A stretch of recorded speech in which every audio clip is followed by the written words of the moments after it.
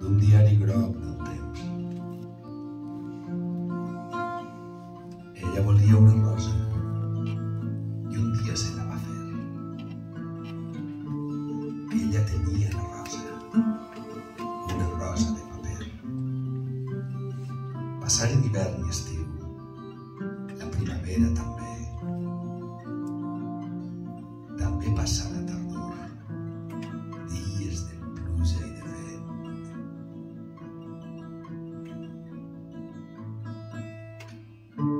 I ella tenia la rosa, una rosa de paper.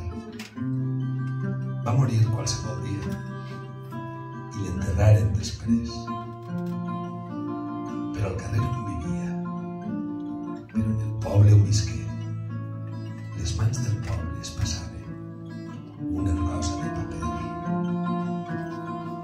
I circulava la rosa però molt secretament.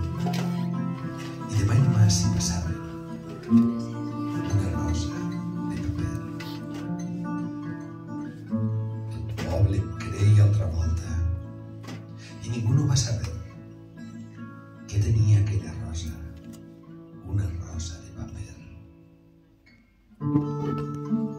Fins que un dia d'aquests dies vam anar a l'Ajuntament que fos cremada la rosa perquè allò ja estava bé.